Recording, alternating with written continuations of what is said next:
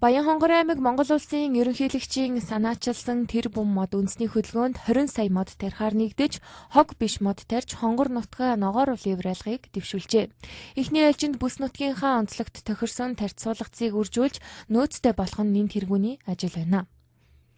За Баянхонгор аймгийн хувьд бас онцлог нэг зүйл байна. Тэр нь бол төрөсдөд зориулсан модон төгөл байгуулах буюу шинэ хүн төрөх болгонд бид модон төгөл байгуулъя гэдгээ нэгдүгürt хэлж байна. Хоёрдугаарт бол газрын төлбөрөөр чөлөөлөх холбоо бүхэн асуудлууд ярьж байна. За жишээлх юм бол 100 м квадрат байлаа гэж тооцоход 20 м квадрат нь магадгүй одоо бүтээн байгуулалт байшин сав барихад үлдсэн 80 м квадратыг хэрвээ та ногооруулах юм бол мод барих юм бол тэр 80 м квадратын төлбөрөөс шууд чөлөөлнө гэсэн үг.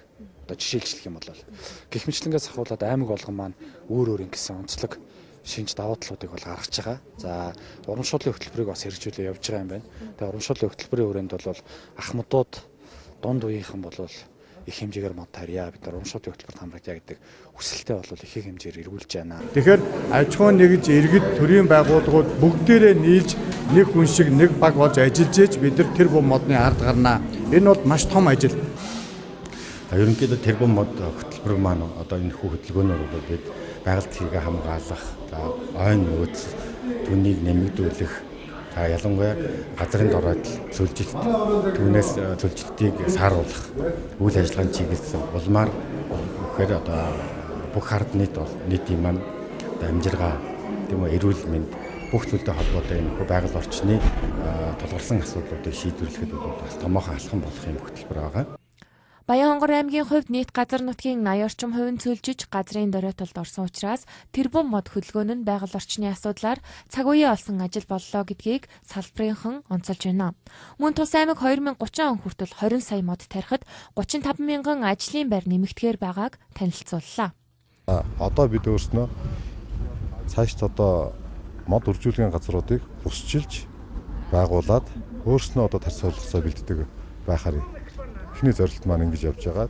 Баянхонгор аймгийн хувьд бол 3 бүсийн нутаг, говь, хангай, хээр гэсэн.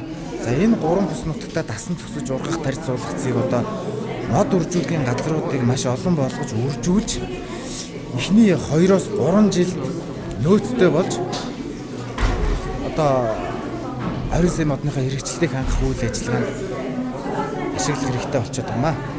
Хангай, говь, тал хээр хосолсон газар нутгийн онцлогтой Баянхонгор аймгийн нийт газар нутгийн 7%-ийг ойн сан бүхий газар нутаг эзэлдэг.